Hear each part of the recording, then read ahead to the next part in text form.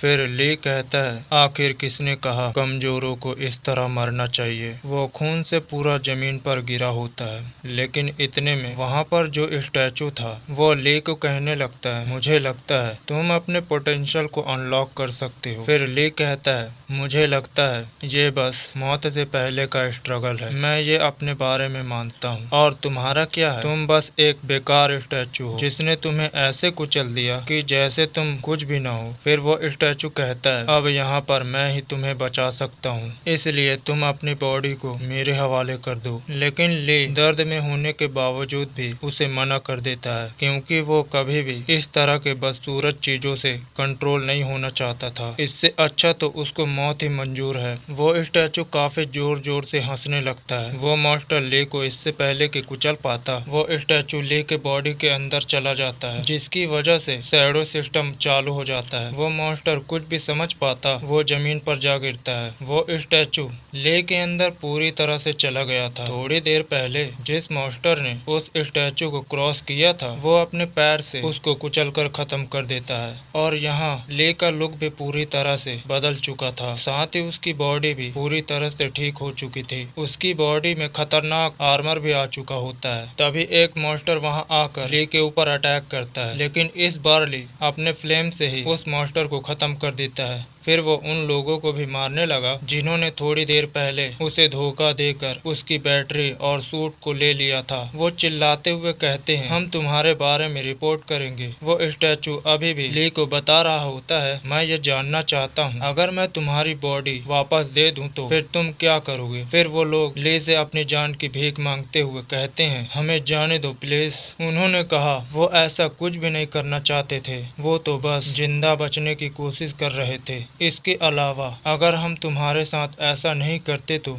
तुम कभी भी इवॉल्व नहीं होते। वो किसी तरह से ली को मनाने की कोशिश करते हैं, लेकिन ली उनकी बातों को नजरअंदाज कर देता है। फिर वो अपनी शैडो की मदद से उनके मार्क्स को उतार देता है, जिसकी वजह से वो खून की उल्टी करने लगते हैं, क्योंकि वो रेडिएशन से इफेक्ट हो रहे थे। लेकिन ली ने एक आदमी को जिंदा छोड़ दिया। फिर वो बैटरी को लेकर बाकी दो लोगों के पास चला जाता है। ली को अपनी तरफ आता देखकर वो दोनों काफी ज्यादा डर जाते हैं, लेकिन ली उनको कुछ भी नहीं करता और वो उन दोनों को बैटरी दे देता है, क्योंकि उन दोनों ने ली के साथ कुछ भी नहीं किया था। फिर वो बाकी मॉन्स्टर को मारने के लिए बाहर आने लगता है। वो शैडो ली को कहता है, तुम यहाँ पर खुद ही मारे जाओगे, क्योंकि ली ने अब तक उसको अपनी बॉडी का कंट्रोल नहीं दिया होता है। ली ने उसको चुप रहने को कहा, क्योंकि उसको किसी के आदेश की जरूरत नहीं थी। फिर वो शैडो कहता है, मैं ये देखना चाहूंगा क्या तुम अपने मौत के कगार पर आने पर इतने ही ज्यादा मजबूत होगे। वो जैसे ही बाहर आता है उसके सामने काफी सारे मॉन्स्टर होते हैं, जिसकी उसको उम्मीद भी नहीं होती है। उसके पीछे वो शैडो ली को कहता है, या तो तुम मुझे अपनी बॉडी का कंट्रोल सौंप दो या फिर खुद ही मुसीबत का सामना करो। मुझे तो ये पता है, इन्हें देखने के बाद तुम्हारे पैर कांप रहे हैं। तुम्हें ये सोचना चाहिए तुम मेरे पावर के बिना कुछ भी नहीं हो। फिर भी ली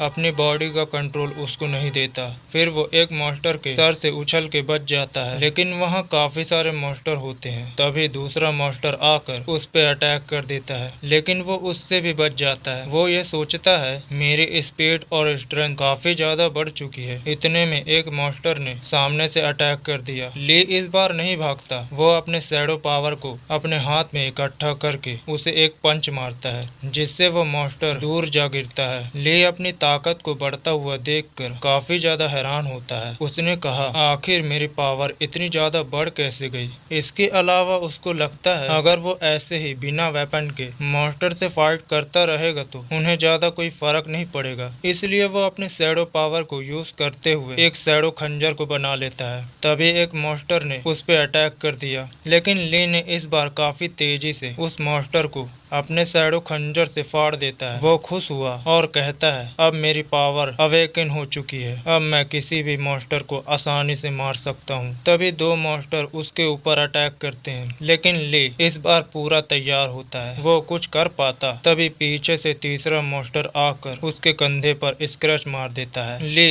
इस बार काफी तेजी से तीनों मॉन्स्टर का सर काट देता है। फिर वो जोर जोर से हंसते हुए वहीं पर सो जाता है, क्योंकि उसने सभी को मार दिया था। फिर उसे एक नोटिफिकेशन आता है। ली अभी ई रैंक पर होता है क्योंकि उसने अभी अभी अपने पावर को अवेकन किया है। कुछ समय के बाद ली को एक अस्पताल के अंदर दिखाया जाता है। नर्स डॉक्टर को कहती है इसकी बॉडी में कोई इंजरी ना होते हुए भी ये क्यों अब तक होश में नहीं आया। डॉक्टर कहते हैं ये नॉर्मल बात है क्योंकि इसका स्टेमिना पूरी तरह से खत्म हो चुका है, इसलिए इसको यहाँ भर्ती करने की जरूरत है। तभी नर्स कहती है क्या इसकी पावर अवेकन है, इसका लेवल क्या हो सकता है। डॉक्टर ने कहा इसके बारे में तो इसके होश आने पर ही पता चलेगा, अभी के लिए हमें दूसरे रूम में जाके बाकी पेशेंट को देखना चाहिए। नर्स ली की खूबसूरती पे फिदा हो चुकी थी। वो उसकी तारीफ करते हुए वहाँ से चली जाती है। उसके जाने के बाद मास्टर शैडो बाहर निकल कर आया जो कि काफी ज्यादा गुस्से में था क्योंकि ली की लेवल ए रैंक पर होती है। वो कहता है आखिर इंसान इतने कमजोर क्यों होते हैं, मेरे स्टेटस और पावर के हिसाब से इसको कम से कम रैंक ए या रैंक बी पर होना चाहिए था, लेकिन ये लड़का तो ए रैंक पर है। लेकिन ए रैंक पर होने के बाद भी इसने शैडो सिस्टम के पावर को एक्टिवेट करना और उसे इतने अच्छे से इस्तेमाल करना काफी ज्यादा इंटरेस्टिंग लगता है, वरना तो कोई ए रैंक वाला मेरे 10,000 पावर को संभाल ही नहीं सकता। तभी ली भी होश में आ जाता है। वो अपने सामने मास्टर शैडो को देखने के बाद कहता है आखिर तुम कौन हो,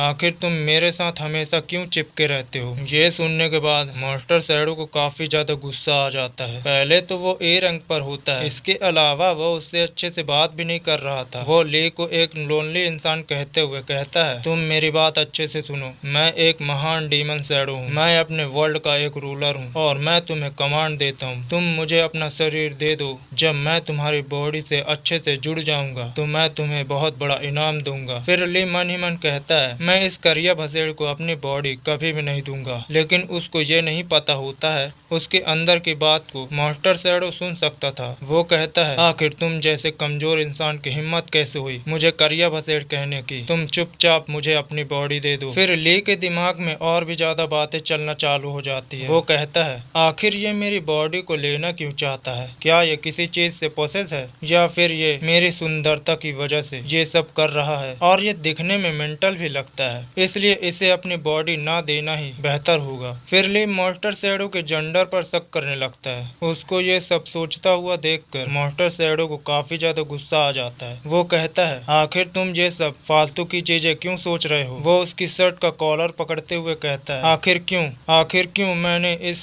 ए रैंक इंसान को चूज किया। अगर सिचुएशन गंभीर ना होती तो मैं तुम जैसे इंसान को चुनने के बजाय एक बुढ़े कुत्ते को चुनता। वो ली को एक गेट के अंदर फेंकते हुए कहता है मैं तुम्हें 3 दिन का समय देता हूँ, अगर तुम 3 दिन के अंदर डी रैंक तक नहीं पहुँचोगे तो मैं तुम्हें मार डालूंगा। ली गेट के अंदर जाते हुए कहता है आखिर ये कौन सी जगह है, ये तो हॉस्पिटल नहीं लगता। फिर मास्टर शैडो कहता है इस दूसरी दुनिया के गेट के अंदर एक ए रैंक का नेस्ट है, तुम्हारा यहाँ से ट्रायल चालू होता है। ली खड़ा होकर आगे देखता है तो सामने से कुछ उसकी तरफ आ रहा होता है। वो अपने शैडो खंजर को बाहर निकालते हुए कहता है तुमने मुझे यहाँ पर भेजा है, इसका मतलब मेरा ट्रायल चालू होता है। साथ ही उसे पता चलता है उसके सामने तो एक शील्ड आर्मर बीटल होता है। मास्टर शैडो ने कहा मैंने अपना कुछ नॉलेज तुम्हें दे रखा है और धीरे धीरे तुम्हें इसकी आदत हो जाएगी। तभी उस बीटल ने काफी तेजी से ली के ऊपर अटैक कर दिया। उसकी स्पीड को देखने के बाद ली काफी हैरान हो जाता है। ली उछलकर उस पे अटैक करने की कोशिश करता है, लेकिन वो बीटल काफी ज्यादा टफ होता है और उसे एक खरोच भी नहीं लगता। उल्टा उस बीटल ने ली के ऊपर अपने पंजे से अटैक कर दिया, जिससे ली काफी दूर आ जाता है। वहीं मास्टर शैडो उसको यूजलेस कहते हुए उसका मजाक उड़ा रहा था। ले काफी ज्यादा गुस्से में बीटल के ऊपर अटैक करते हुए कहता है मैं यहाँ जैसे भी लड़ाई करूँ तुम्हें उससे कोई फर्क नहीं पड़ना चाहिए। मास्टर शैडो भी फुल एटीट्यूड के साथ कहता है जब तुम ये लड़ाई हारोगे ना तब तुम मेरे पास भीख मांगते हुए मत आना। काफी सारे अटैक करने के बाद भी उस बीटल को कुछ नहीं होता, उल्टा वो ले के ऊपर अटैक करके उसको दूर फेंक देता है। ले इससे काफी दूर जा एक दीवार से टकराता है, उसके मुंह से खून निकलने लगता है, साथ ही उसकी बॉडी पर एक हरे कलर का लिक्विड लिक्विड भी लग जाता है। वहीं मास्टर सैरो उसको कमजोर कहते हुए खड़ा होने के लिए कहता है। फिर ली को पता चल जाता है ये लिक्विड तो बीटल का खून है। फिर वो उसकी वीकनेस को देखने लगता है। उतने में उस बीटल ने ली के ऊपर काफी तेजी से अटैक कर दिया। ली भी काफी ज्यादा गुस्से में अपने एबिलिटी को यूज करता है। उसको शैडो सेंस का यूज करते हुए देखकर मास्टर शैडो भी काफी ज्यादा हैरान था। वहीं ली ने काफी तेजी से आगे जाकर उस बीटल के एक पैर को काट देता है। इतनी मेहनत के बाद बस एक पैर को काटता हुआ देखकर मास्टर शैडो उसका मजाक उड़ाने लगता है। ली कहता है अब वो अपने फ्रंट पैर को यूज नहीं कर पाएगा। अब मुझे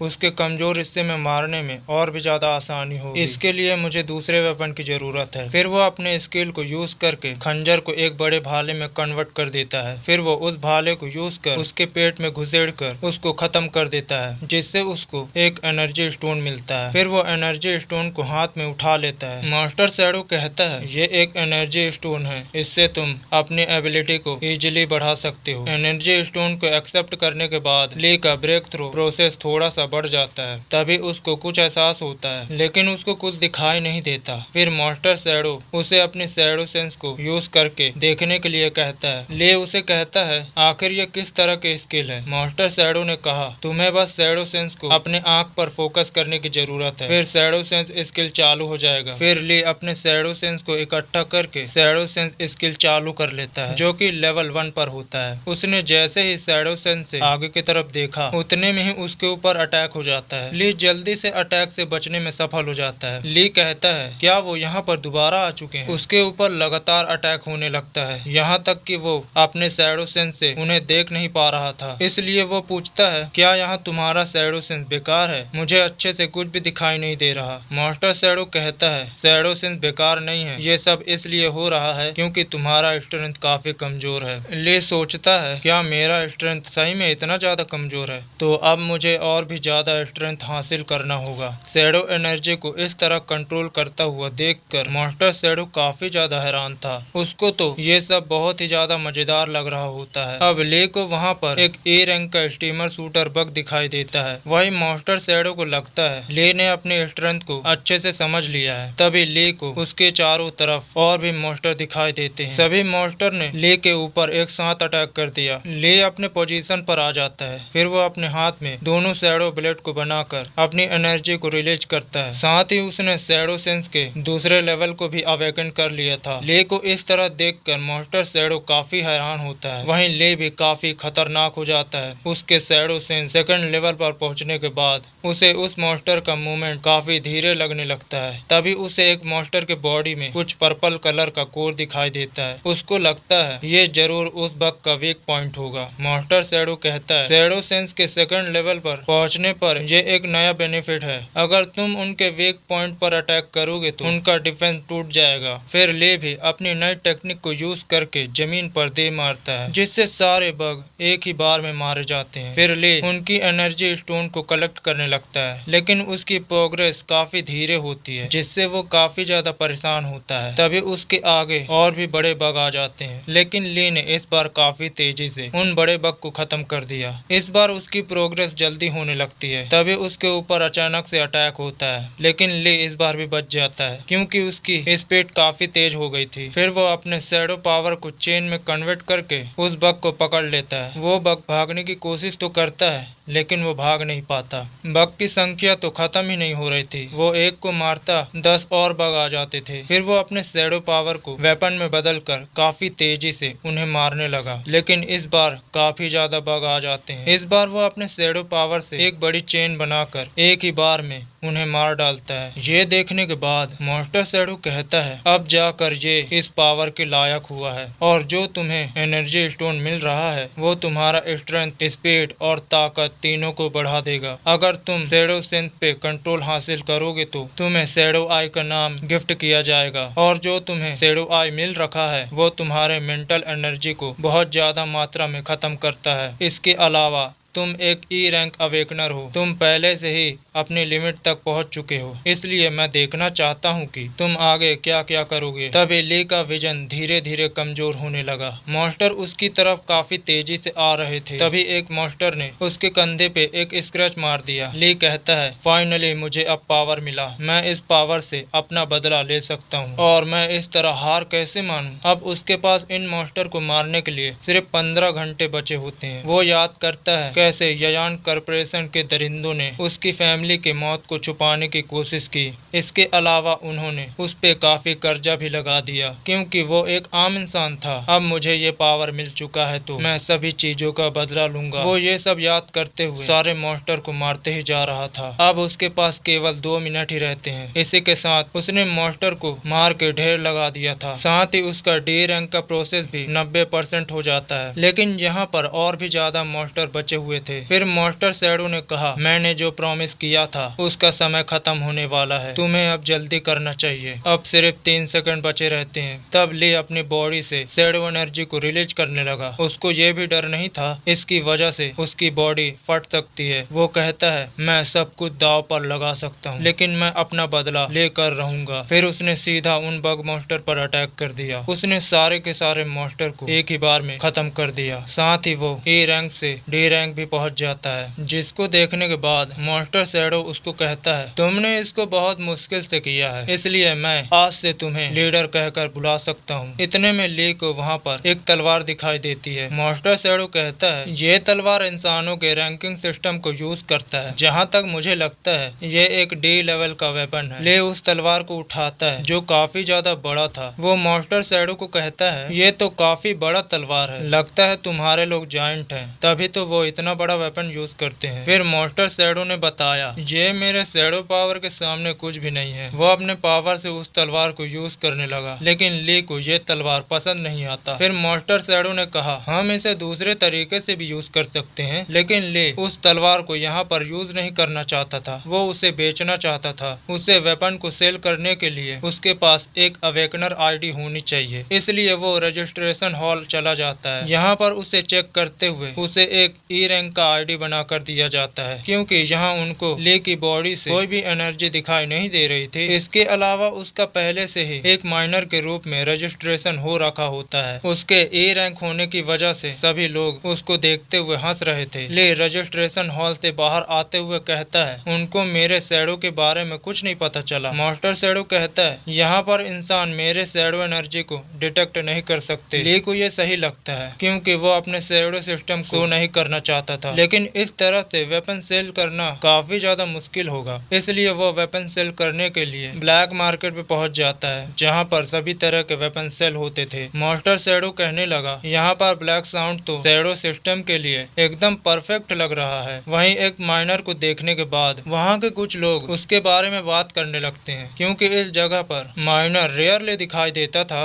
उनकी बातों को सुनने के बाद मॉन्स्टर शैडो को काफी ज्यादा गुस्सा आने लगता है। वो कहता है, सच में यहाँ इंसान काफी ज्यादा बेकार होते हैं। ये सबको तो देखने के बाद मुझे तो हंसी आती है। तभी सीनो नाम का लड़का ली को देखने के बाद कहने लगता है, तुम एक माइनर हो के यहाँ पर क्या कर रहे हो? अगर तुम हमारे सामान को गंदा कर दोगे तो तुम अपने जीवन भर में इसको नहीं चुका पाओगे। ली कहता है, क्या तुम्हारे अंदर थोड़ा सा भी तमीज नहीं है? क्या यहाँ कस्टमर से इस तरह से बात किया जाता है? वो अपने नाक को बंद करते हुए कहता है, तुम अपने आप को देखो, तुम एक गरीब और बेकार लड़के हो, तुम यहाँ किसी चीज को ले भी सकते हो? उसकी बात सुनने के बाद ले अपनी तलवार को काफी जोर से जमीन पर रखते हुए कहता है, मैं यहाँ तुम्हारे सामान को खरीदने के लिए आया भी नहीं हूँ। तुम बस अपने मालिक को बुलाकर इसे देखने के लिए कहो, आखिर इस वेपन की वैल्यू कितनी हो सकती है। ली ने तलवार को इतनी जोर से रखा होता है कि वहाँ की जमीन भी टूट जाती है। तभी वहाँ एक लड़का आता है जो ली का मजाक उड़ाते हुए सीनो को कहता है, तुम लेवल डी में एडवांस होने के बाद भी इस तरह के लोगों को अंदर आने कैसे दे सकते हो? देखो ये जगह इसकी वजह से कितनी स्मेल कर रही है। सीनो उसकी तरफ जाते हुए उसकी तारीफ करने लगा। उसको लग रहा होता है कि मास्टर छाव यहाँ पर किसी अच्छी चीज को ही बेचने के लिए आया होगा। मास्टर छाव एक तलवार को दिखाते हुए कहता है,